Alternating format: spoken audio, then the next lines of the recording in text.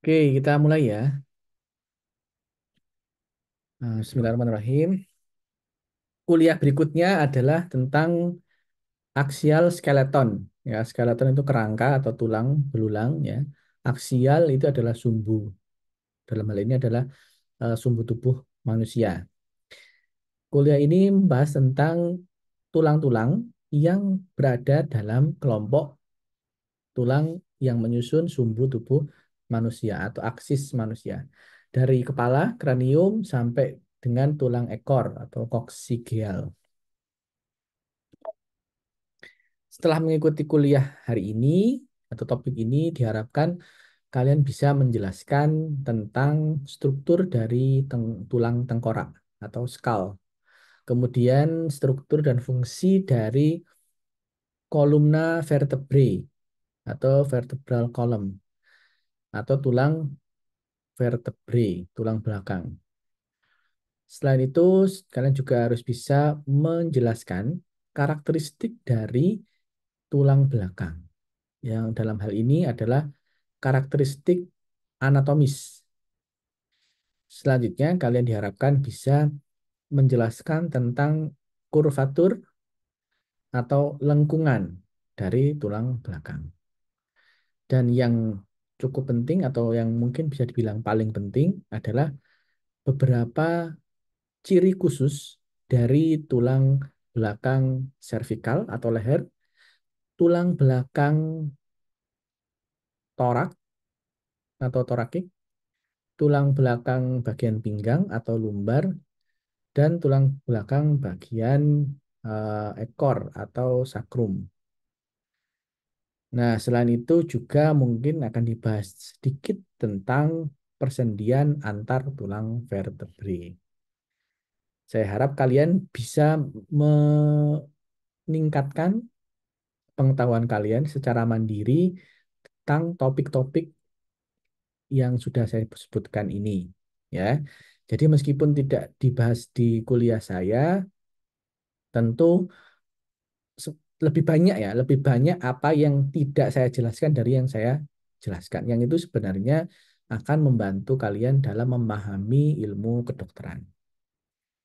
Ya, tapi kalau sekedar lulus kuliah atau menjawab soal ya cukup membaca eh, membaca slide saya ini ya.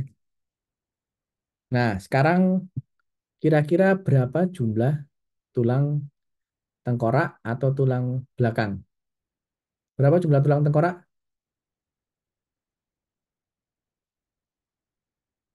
Ada yang bisa jawab? Udah, nggak usah dijawab, wis. Langsung aja ya. Jadi untuk axial skeleton ya itu ada beberapa bagian ya. Yang sudah saya sebutkan terdiri dari ya kurang lebih 80 ya, kurang lebih 80. Ada bagian tulang tengkorak ya, ini yang membentuk paras kalian ya. Jadi wajah kalian itu rupa bagaimana kalian ganteng, jelek atau atau apapun itu dibentuk oleh tulang tengkorak kalian ya. Jadi kadang bukan bukan warna kulit ya. Warna kulit bisa putih, bisa coklat ya. Terus kemudian eh, ada tulang pendengaran ya. Ini yang mempengaruhi apakah kalian susah mendengarkan orang lain atau tidak ya. Terus kemudian tulang hyoid ya. Ini yang melindungi pita suara kalian.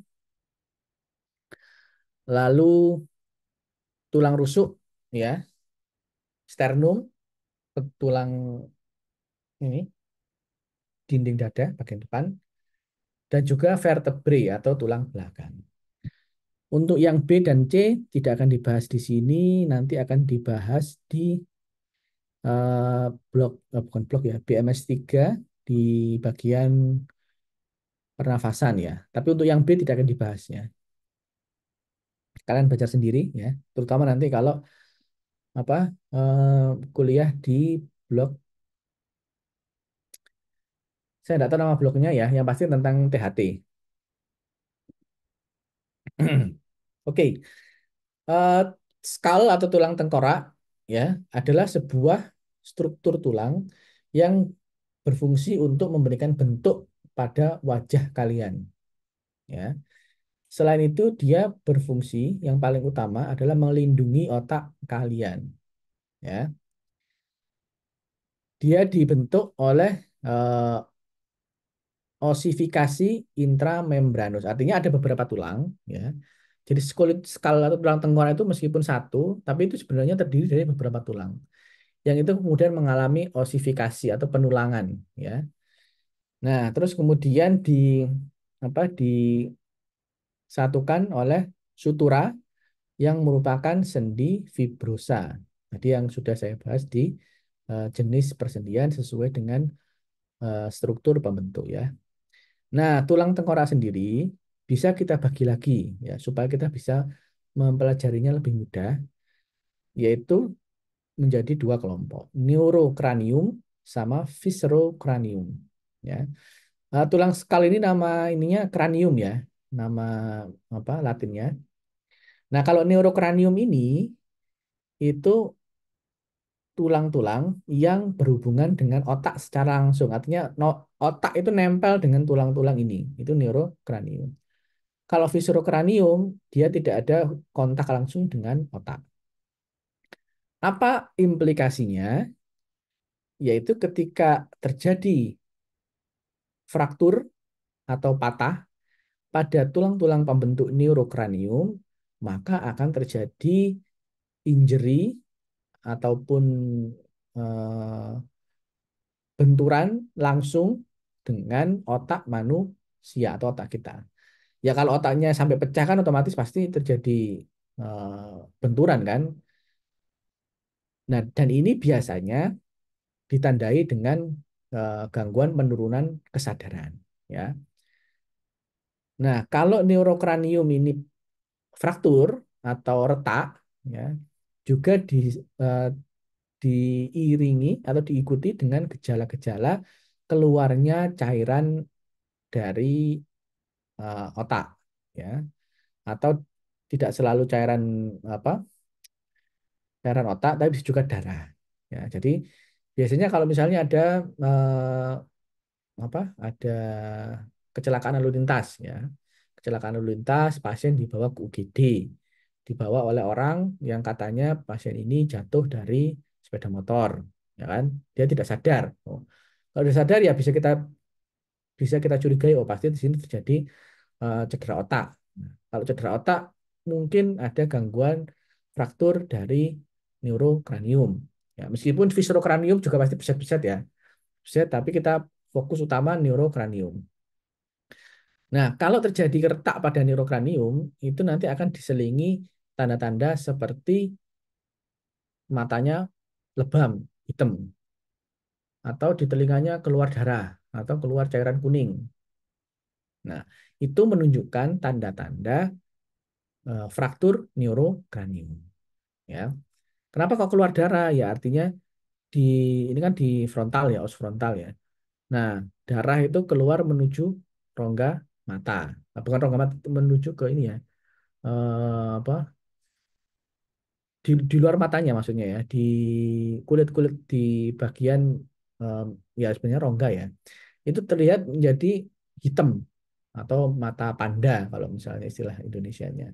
Nah, itu berarti patut dicurigai ada fraktur di neurocranium. Maka sudah sepatutnya untuk di rongsen ya atau bahkan CT scan. Kalau viscerocranium ini yang membentuk wajah kalian, ya. Nah, tulang kranium sendiri ada 22, ya. Terdiri dari 8 tulang di neurocranium dan 14 tulang di viscerocranium. Beberapa tulang sebagian besar itu adalah pasangan, ya. Jadi kanan dan kiri contohnya. Tapi ada juga beberapa yang tidak berpasangan atau memang cuma satu. Oke, neurocranium sendiri ini dibagi menjadi dua, kalvarium sama basis krani. Apa maksudnya? Jadi kalvarium itu yang kita bisa, yang bahasa Indonesianya adalah tempurung, tempurung kepala itu kalvarium. Ya, jadi kalau misalnya kita buat garis, ini muter ke belakang, lalu kita gergaji ya kepalanya, dan kita ambil. Nah, itu yang disebut dengan tempurung kepala. Nah, tempurung kepala atau calvarium ini terdiri dari sebagian os frontale, sebagian os parietale, dan sebagian lagi os occipitale. Nah, kalau yang basis krani itu juga isinya juga sebagian dari os calvarium ini, tapi dia posisinya sebagai wadah, wadah dari otak manusia, ya. Ada ya sebagian frontale, sebagian dari sphenoidale, ethmoidale, occipitale, dan sebagian parietale dan temporale. Nanti kita lihat ya yang mana. Oke. Jadi ini adalah gambar potongan dari calvarium dan cranium ya. Ini depan namanya os frontale. Samping ini cuma satu ya. Tidak ada kanan kiri. Sedangkan parietal ada kanan kiri. Parietale dextra, parietale sinistra. Lalu ada os occipitale. Occipitale ini juga cuma satu ya. Terus kemudian ada os sphenoidale ya, sphenoidale, ethmoidale yang di belakangnya sini hidung ya, di belakangnya ini ya. Terus kemudian apa lagi? Temporale ya, temporale ini pelipis ya. Nah, seperti yang saya bilang tadi, ada bagian-bagian tertentu yang menjadi hubungan dari dua tulang atau lebih pada tulang kranium yang disebut dengan sutura. Ada tiga sutura, sutura coronalis, sutura sagittalis, dan sutura lambdoidea. Nah, sutura coronalis ini menghubungkan tulang frontalis, os frontalis, dengan dua os parietalis. Sedangkan sutura sagittalis, ya, ini menghubungkan ya dua tulang os parietalis kanan dan kiri. Sedangkan sutura lambdoidea itu menghubungkan os occipitale dengan dua tulang parietale kanan dan kiri. Nah, ini ya. Ini nomor satu ini disebut sutura coronalis. Ya. Kalau kalian mau mengingatnya ya kalian anggap apa? Bayangkan crown ya. Crown kan taruh di sini kan. Nah, ini seperti di apa? Di membelah di bagian depan ya. Terus sagittalis ya. Ini potongan sagittalis berarti seperti ini. Lalu lambdoidea ada di belakang. Nah, yang menjadi penting ada struktur yang dibentuk dari dua sutura. Ya, ini adalah semacam area imajiner ya sebenarnya ya, yaitu fontanella. Ada dua fontanella, fontanella frontalis sama fontanella occipitalis. Ini yang disebut dengan ubun-ubun ya pada anak-anak atau bayi lebih tepatnya. Jadi kalau kalian punya adik bayi, ya coba kalian elus-elus bun-bunane, ya nanti akan teraba cekungan. Nah itu ubun-ubun. Ada ubun-ubun besar sama ubun-ubun kecil. Ya. Ubun-ubun ini belum menutup pada anak-anak ya, kalau nggak salah di bawah 2 tahun ya. Dan itu akan menutup setelah anak-anak mulai beranjak dewasa. Pada bayi ya yang belum menutup itu digunakan sebagai area untuk mendiagnosis dehidrasi ya atau pada kasus-kasus tertentu misalnya pada hidrosefalus atau peningkatan tekanan intrakranial ya karena penyakit hidrosefalus ubun-ubunnya jadi agak menonjol ya karena kan di sini belum nutup jadi tulangnya ini belum nutup. Ini kalau orang dewasa, kalau kalian nih ya, kalian pegang-pegang kan kalian nggak akan temukan ubun-ubunnya ya. Tapi kalau pada bayi, ini akan masih belum menutup apa suturannya ini, dan itu bisa diraba cekungan yang empuk, ya empuk. Kalau dehidrasi dia ubun-ubunnya cekung karena kekurangan cairan. Nah, itu digunakan sebagai salah satu tempat untuk mendiagnosis sebuah keadaan patologis. Oke, sekarang kita beralih ke basis krani atau eh, dasar dari kranium. Masih sama ya, frontale masih sama, occipitale sama, parietale juga masih sama, tapi ada yang tambahan, ethmoidale, ya, sphenoidale, sama temporale. Ya, oke. Neurokranium sendiri enggak ini ya, enggak apa, enggak banyak ya yang perlu dihafal ya.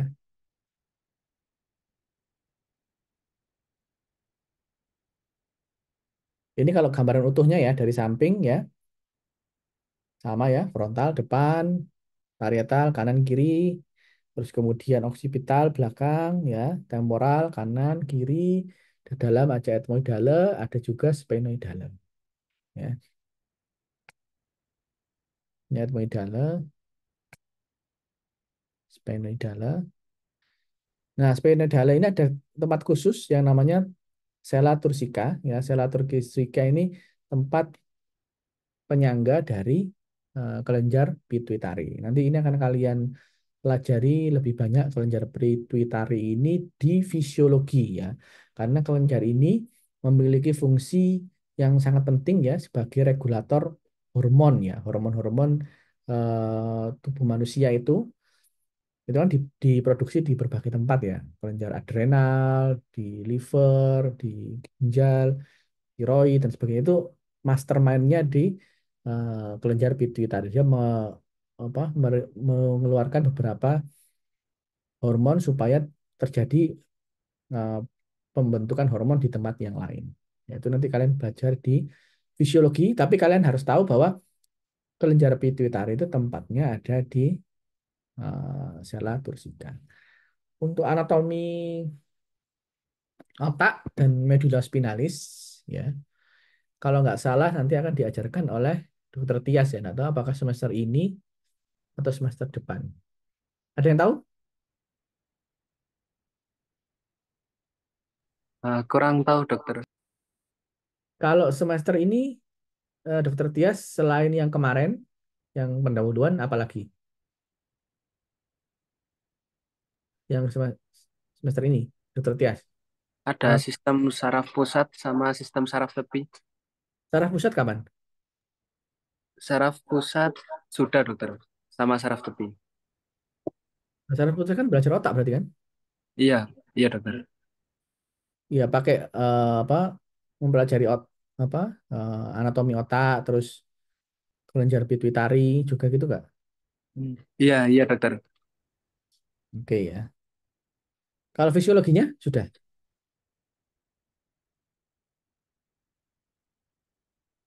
Fisiologi sistem saraf pusat. Sudah dokter. Fisiologi sensorik dan motorik. Oke. Jadi ini anatomi hanya menjelaskan eh, tulangnya ya, kalau saya. Oke, saya lanjutkan ya. Special feature pada os temporal. Jadi os temporal ya, atau sini pelipis bukan ya? Iya kan ya? Bener nggak? Temporal itu bahasa Indonesianya pelipis atau bukan?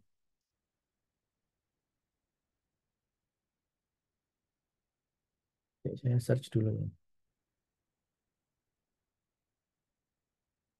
Iya, kalau nggak salah sih iya ya.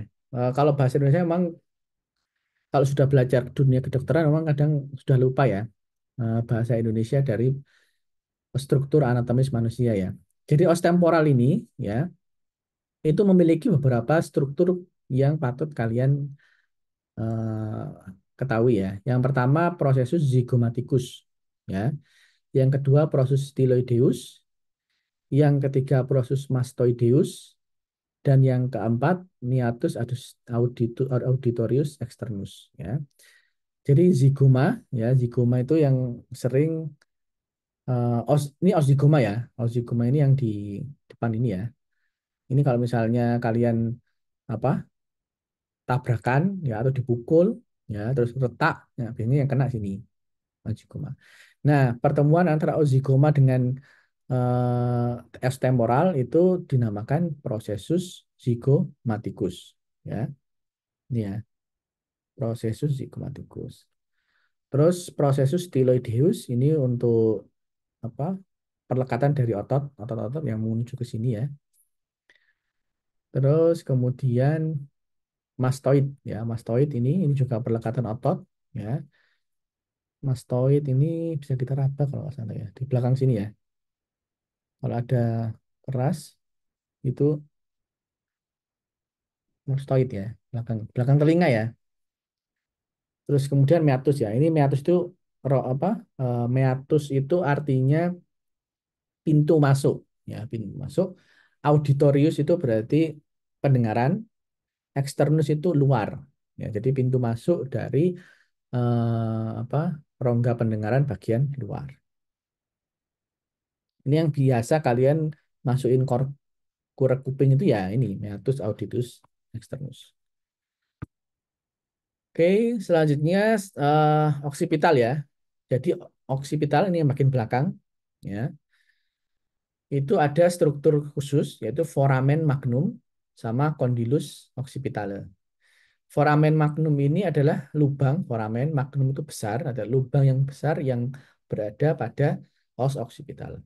Ini tempat keluarnya medula spinalis atau batang otak. Jadi batang otak kemudian keluar jadi medula spinalis. Sedangkan kondilus ini dia tempat melekatnya os atlas atau vertebrae cervicalis 1. Ya. Oke. Ini masih neurokranium ya. Jadi saya ulangi lagi ya. Yang harus kalian ketahui dari sini yang penting nama-nama dari eh, anggota kelompok dari basis dari apa kranium. Anggotanya ada berapa aja ya. Ada os frontalis, spinocerebellar dan sebagainya. Setelah tahu namanya, tahu posisinya atau letaknya. Oh, frontal di depan, spinocerebellar di dalam, parietale, terus kemudian temporale, occipitale ya. Setelah tahu fungsi-fungsinya atau struktur khususnya apa aja, itu ya. Cara belajar untuk ini. Selanjutnya kita berganti topik yaitu viscerocranium ya atau tulang wajah. Nah, viscerocranium ini yang pertama adalah maksila, nih ya, rahang atas, ya. Terus kemudian os nasal, ya, ini. Jadi di hidung kalian ini, ya, itu terdiri dari dua bagian. Yang pertama tulang, ya, tulang sejati ini, yang kemudian dilanjutkan tulang rawan, ya. Kalau di sini di gambar ini tulang rawannya sudah nggak ada, ya. Terus kemudian zigoma, ya, zigoma ini yang sebagai dasar dari rongga mata ya bersama dengan os maksila. Jadi os maksila kalau rongga mata ini ya ada bagian os frontale, kemudian bagian dari os zigoma sama bagian os maksila. Tuh, ya. Kemudian concha nasalis inferior ada di dalam sini, os mandibula ya sama os vomer ini yang merah vomer ini ya. Ya, Vomer dan Konka ini ya enggak perlu dipelajari terlalu dalam ya karena nanti kalian juga tidak akan bisa melihat atau meraba secara langsung kecuali kalian dokter THT. Tapi yang penting untuk sebagai dokter umum ya ini karena daerah-daerah inilah yang sering terjadi fraktur ketika pada orang dengan kecelakaan ya. Nah, kalau yang fraktur daerah-daerah ini memang relatif tidak membahayakan nyawa. Oke, meskipun terlihat berdarah, terlihat apa bonyok dan sebagainya ya, karena dia tidak melindungi organ vital. Sedangkan neurokranium, meskipun kelihatannya aja nggak apa-apa, Tapi kalau ada tanda-tanda ini, ya ini kalau misalnya ini ya, os frontale ini ya, yang bagian mata atas ini kalau pecah, ya, maka timbul cairan yang memenuhi rongga mata ini. Itu kelihatan lebam ya. Nah, kalau kelihatan lebam, oh, berarti ada fraktur di dalam. Yang itu nanti bisa berarti mengindikasikan ada benturan di dalam otak. Nah, itu butuh apa? Butuh penanganan yang cepat. Karena siapa tahu di dalamnya ada perdarahan otak. Kalau ada perdarahan otak, otomatis dia akan menekan apa? Otak. Kalau menekan otak, maka ya pasiennya nggak sadar kan gitu. Oke, terus ini viscerokranium dari dalam ya. Ini viscerokranium dari bawah, yaitu palantin ya, atau palatum. Nah, daerah sinilah yang biasanya terjadi malformasi ya, malformasi atau bibir sumbing. Tidak terbentuknya palatum. Palatum tidak terbentuk atau maksila juga eh, tidak terbentuk secara sempurna, ya itu terjadi rongga. Oke, sekarang kita lihat mandibula ya. Mandibula atau rahang bawah, maksila rahang atas ya. Maksila atas, mandibula bawah. Mandibula ini memiliki kaput mandibule ya, terus kemudian prosesus coronoideus. Nah, ini yang penting ramus ya, ini leher. Terus ini protubrantia mentalis ini ya. Ini yang penting ya. Kalau kondilus ini ya ini apa? Ujung dari prosesus. Prosesus itu tonjolan terus kaput mandibula atau kondilus ini kepalanya. Oke, jadi tadi sudah kita bahas tentang kranium, selanjutnya kita membahas tentang tulang belakang atau vertebrae.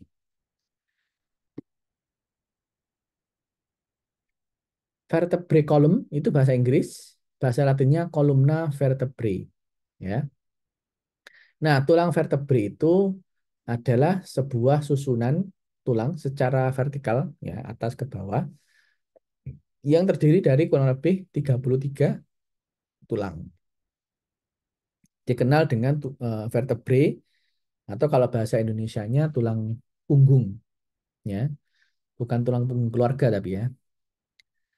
Nah, tulang vertebrae ini dipisahkan atau ya kita bisa katakan dihubungkan juga boleh dengan yang namanya diskus intervertebralis.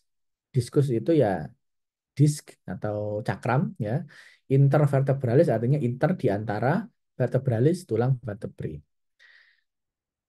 Untuk memahami tulang vertebrae lebih spesifik, maka anatomis membaginya menjadi 5 regio atau 5 bagian. Dari 5 bagian tersebut memiliki karakteristik khusus pada jadi tulang vertebrae yang berada pada regio tertentu itu memiliki ciri khusus yang tidak dimiliki regio tulang vertebrae pada regio yang lain. Ya meskipun secara umum mereka memiliki fitur-fitur yang sama. Nah, tiap tulang vertebrae yang berada di tiap regio memiliki nama yang berbeda berdasarkan regionnya atau daerahnya. Jadi yang pertama adalah apa disebutkan di sini. Vertebrae cervicalis, cervix itu leher ya. Jadi di regio cervicalis disebut vertebrae cervicalis. Kemudian torak atau dada dari eh, yang sejajar dengan coste 1 sampai coste 12 ada 12 vertebrae disebut vertebrae thoracalis. Pinggang ya ada 5 disebut vertebrae lumbalis. Ya, nanti akan dibahas lebih lanjut. Lalu fungsi vertebrae ini apa? Yang pertama untuk melindungi ya, melindungi medula spinalis ya.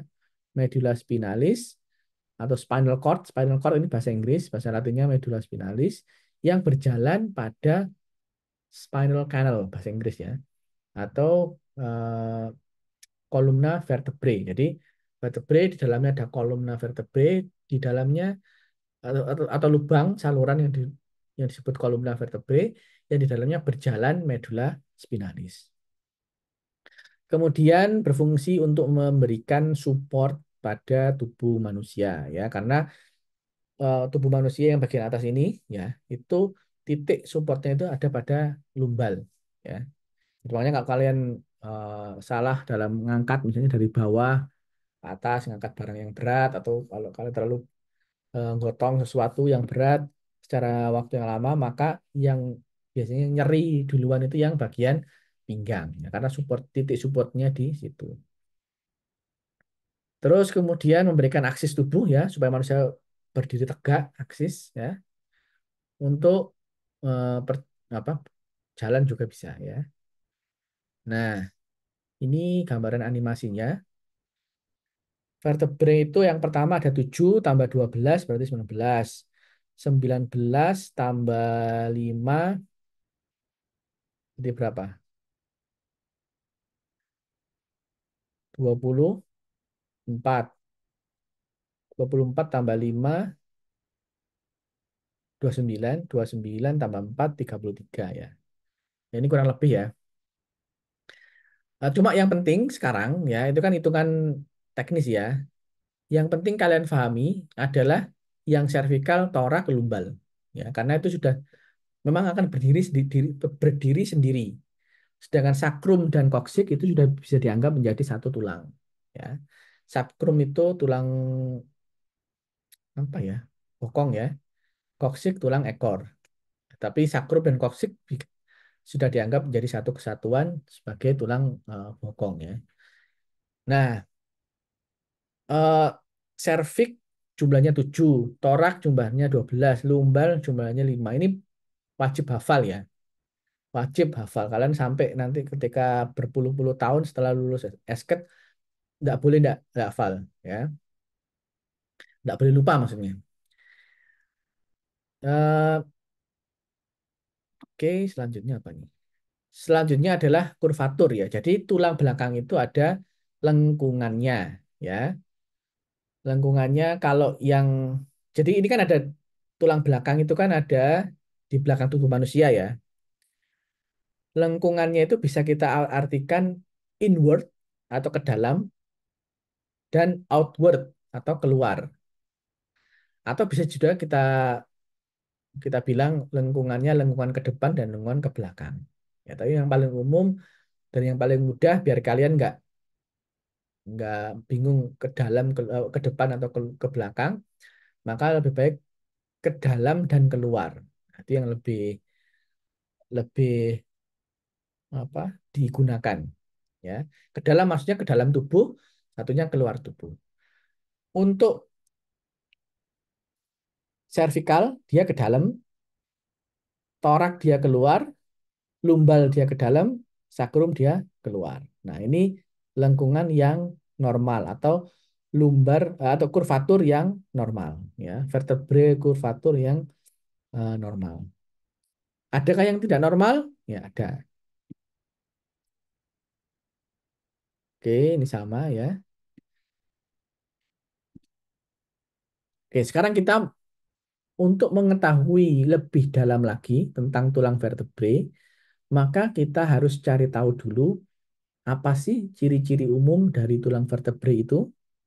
Yang pertama, tulang vertebrae harus memiliki badan atau disebut dengan korpus. Nah, korpus ini terletak di depan, ya.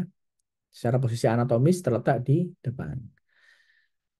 Sedangkan arkus atau lengkungan itu terletak di belakang. Oke. Jadi ini korpus satu ini, bongkahan besar ini, itu namanya korpus badan. Arkus atau lengkungan ini belakang, ya. Jadi kalau kalian memposisikan tadi, nah dari sini kalian harus tahu mana yang depan, mana yang belakang.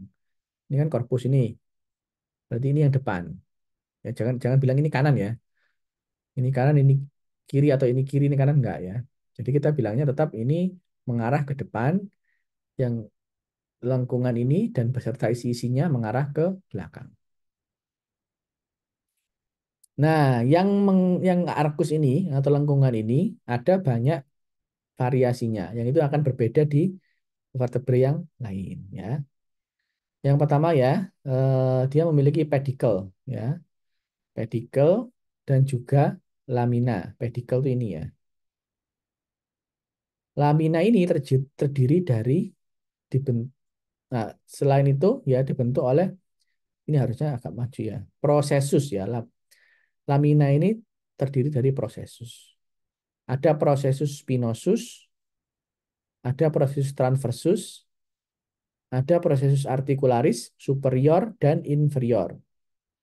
Nah, kemudian yang lainnya adalah foramen vertebralis ya. Ini foramen vertebralis. Nah, untuk proses ini ada yang punya, ada yang enggak ya. Nanti akan kita lihat mana yang punya, mana yang enggak. Oke. Oke, jadi ini ya. Ini corpus bagian anterior, ini arcus bagian posterior. Nah, arcus ini ada pedicle atau kaki-kakinya ya. Ada processus ya, sama ada lamina ya. Nah, di tengahnya ada bolongan besar disebut dengan foramen vertebrae. Ini adalah ciri umum dari tulang vertebrae. Oke, selanjutnya kita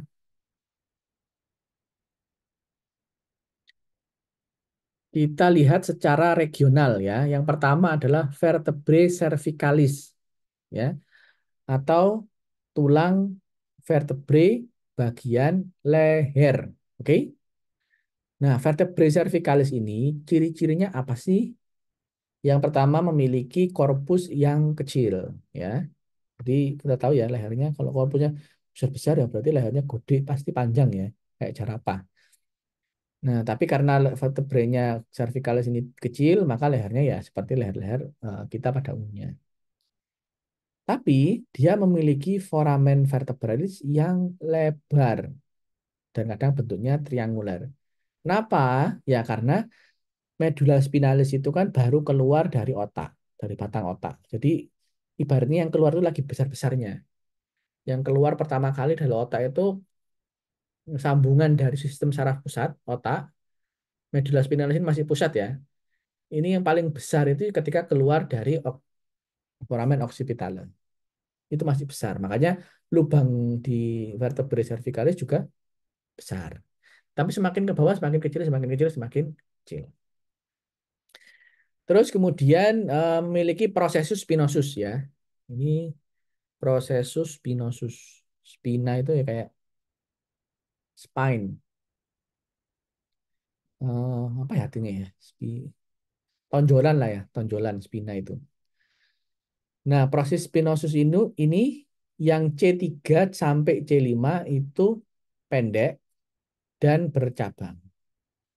Yang C6 lebih panjang, C7 semakin panjang dan sudah tidak bercabang lagi. Ya. Nah, selanjutnya dia memiliki prosesus transversus. Ini ya, prosesus transversus. Prosesus transversusnya ini dia bercabang, dia pendek, ya, dan memiliki foramen transversum, lubang. Vertebrae yang lain selain vertebrae cervicalis tidak memiliki foramen transversum. Jadi ini adalah salah satu ciri lagi yang akan membedakan antara vertebrae cervicalis dengan vertebrae yang lain. Kenapa ada foramen transversumnya? Ini tempatnya pembuluh darah ya, pembuluh darah arteri koronaria interna kalau nggak salah ya. Nanti saya cek lagi atau kalian cek lagi lah. Terus kemudian itu ya. Nah, tapi ada ciri-ciri khusus ya. Vertebrae cervicalis punya ciri khusus, tapi ada ciri khusus lagi di antara vertebrae cervicalis ini yang ada pada atlas. ya. Jadi kalau kalian pernah dengar-dengar kata atlas ya, atlas ini salah satu yang digunakan untuk menamai vertebrae ya. C1 ya atau atlas atau cervicalis 1 ini dia satu-satunya vertebrae ya di seluruh tulang vertebrae itu yang tidak memiliki korpus. Kenapa kok atlas nggak memiliki korpus? Ya karena memang dia baru keluar dari apa? Baru keluar dari apa? Occipitale ya, os occipitale. Kenapa kok baru keluar butuh yang lubang yang besar ya kan medula spinalisnya pas lagi besar-besarnya. Setelah itu memang semakin kecil ya. Nah, terdapat arcus anterior dan arcus posterior. Ini juga tidak terlihat prosesus spinosus. Kemudian C2, ya. C2 ini memiliki dens epistropheus ya karena dia tidak memiliki korpus yang C1-nya, maka untuk melekatkan dengan vertebrae yang lain dibutuhkan tonjolan yang dimiliki oleh eh, dari C2. Ya mungkin sebelumnya sebetulnya pada saat pembentukan embriologis ya ini dens epistropheus ini adalah bagian dari C1. Tapi karena apa, perkembangan embriologis sehingga membutuhkan leher itu bisa noleh kanan kiri, maka jadinya dia terpisah. Ya, jadi dens epistropheus ini dia memiliki fasies atau permukaan yang eh, berhubungan dengan C1 disebut fasies articularis. Sedangkan C1-nya ini ya, ini yang lekuan di mana bertemunya dens epistropheus ini dinamakan fovea dentis. Di sini nggak ada ya, tapi di petunjuk praktikum ada nanti. C6 masih sama ya. C7 prosesus spinosusnya panjang dan mulai tidak bercabang karena selanjutnya dia akan tidak bercabang. Nah, jadi kalau kalian menemukan dua vertebrae, satu bercabang, otomatis kalian oh pasti ini cervicalis. Satunya tidak bercabang, oh ini pasti bukan cervicalis. Kecuali kalau ini C7. Nah, selanjutnya kalian lihat apakah dia punya foramen karotikum enggak. Kalau enggak punya, ya berarti dia bukan apa cervicalis. Oke, sekarang vertebrae thoracalis atau tulang punggung bagian toraks. Ya, jadi jumlahnya ada 12. Ini mengikuti jumlah koste yang ada 12 juga. Kenapa? Karena koste atau tulang rusuk itu kan melingkar membentuk tabung ya, membentuk rongga dada. Itu di bagian anterior dia melekat pada sternum, di bagian posterior dia melekat pada vertebrae thoracalis. Bentuk dari vertebrae thoracalis itu seperti hati ya. Dan yang penting di sini adalah ada fovea costalis superior dan inferior ya. Jadi ada ini ya fovea costalis superior ya dan inferior. Terus kemudian dia ada foramen vertebralis ya. Ini foramen vertebralis. Ada prosesus spinosus ini ya. Prosesus transversus ini prosesus transversus yang miring. Ada prosesus articularis ya, prosesus articularis. Oke, sih. Coba saya lihat apa benar nggak saya ngomong tadi. Corpus iya, foramen vertebralis iya, spinosus iya. Fovea costalis ya. Jadi fovea costalis ini cengkungan yang ber yang menempel costa ya. Ada superior dan inferior.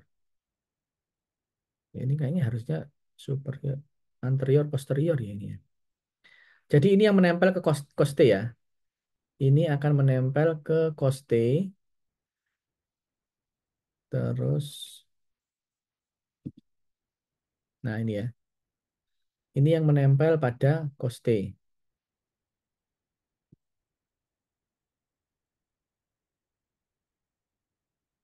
Nah, nanti kalian jawab ya. Kalian lihat atlas, mana yang nomor satu ini korpus, ini apa nomor dua, ini yang menempel dengan apa, ini yang 10 ini menempel dengan apa, ini prosesus apa, ini prosesus apa, ini fasies apa gitu ya. Oke, selanjutnya vertebrae lumbalis. Jadi yang membedakan ini yang khusus, yang pertama adalah dia korpusnya berbentuk hati, ya, tidak terlalu besar, ya. Terus foramen vertebralisnya semakin kecil, beda dengan cervicalis. Lalu prosesus transversusnya dia proses spinosus ya.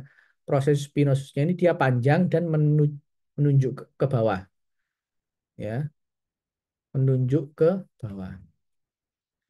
Sedangkan ini lumbalis, ya, lumbalis ini dia korpusnya dia bentuknya seperti apa nih, ginjal ya, seperti ginjal, dan dia besar. Kenapa kok harus besar? Ya karena dia sebagai penyangga ya, sebagai penyangga dari tubuh bagian atas. Itu tumpuannya ada di lumbal.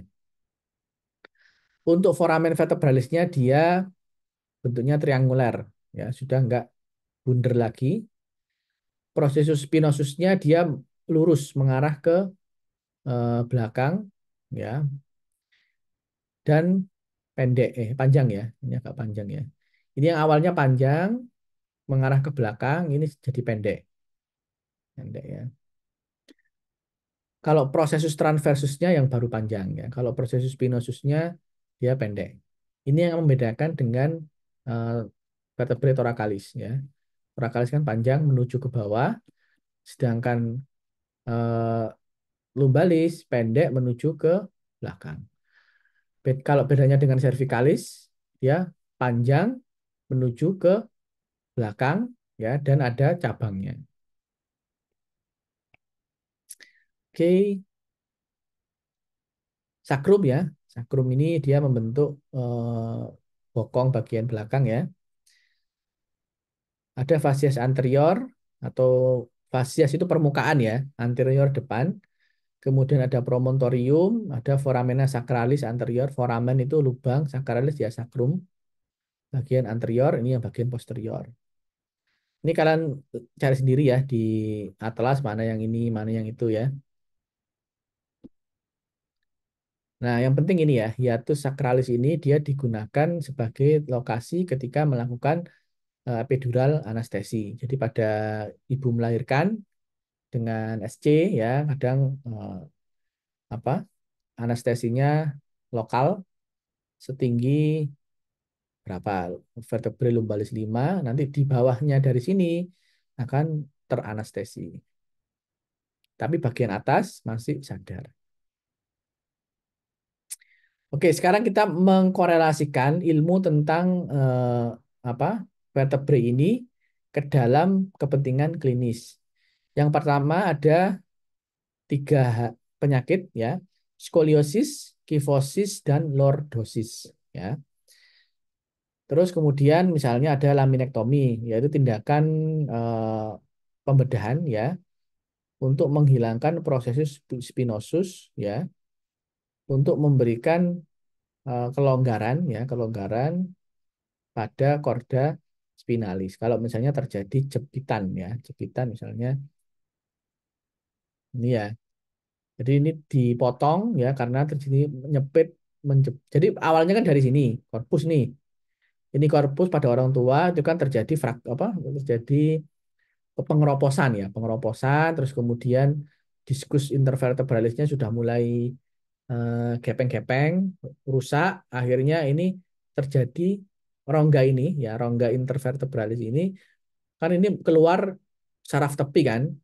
Nah, kalau ininya gepeng-gepeng, rusak, akhirnya kan rongganya semakin kecil sehingga menjepit. Kalau menjepit medula apa saraf tepi ya, saraf tepi yang keluar dari medula spinalis itu kan akan terjadi geringgingan atau nyeri dan sebagainya. Maka laminektomi. Jadi laminanya dipotong supaya terjadi supaya longgar. Kalau misalnya korpusnya ini memang sudah tidak bisa diapa-apakan, ya sudah fraktur atau sudah osteoporosis, ya mau nggak mau rongganya aja yang di sini yang dilebarkan.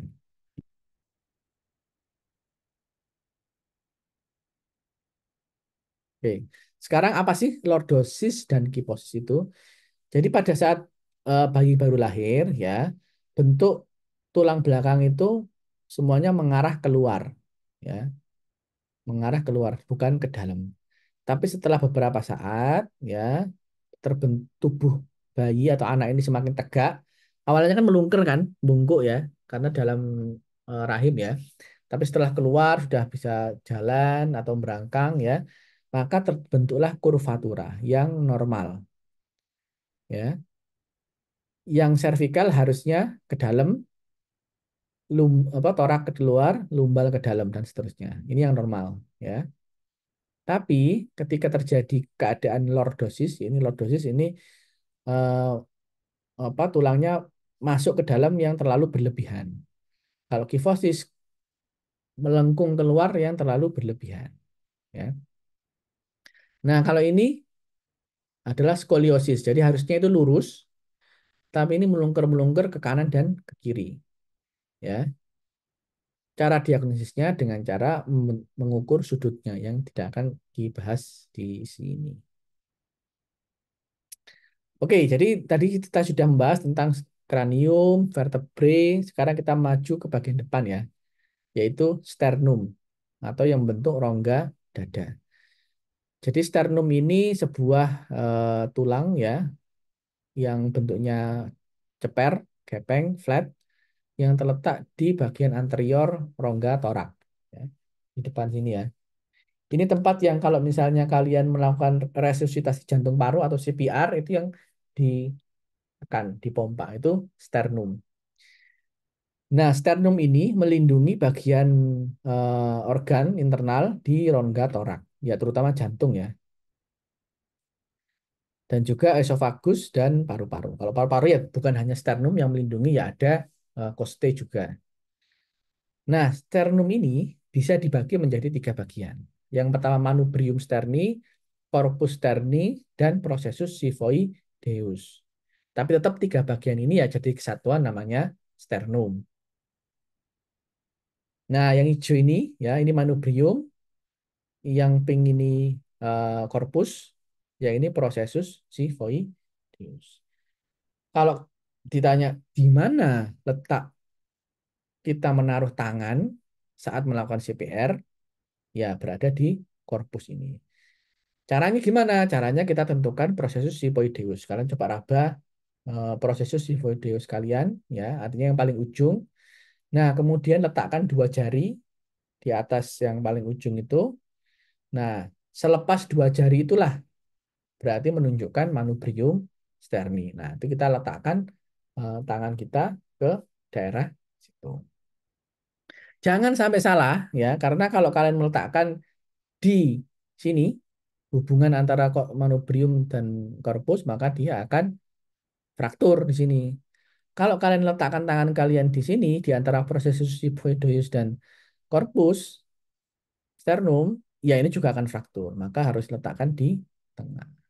Dan dua jari itu akan mengcover daerah sini, ya.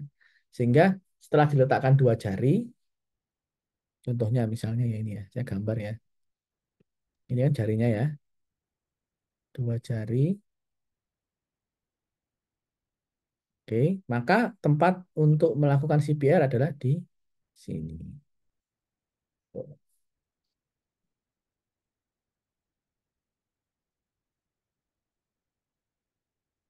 Loh, kok hilang? Oke.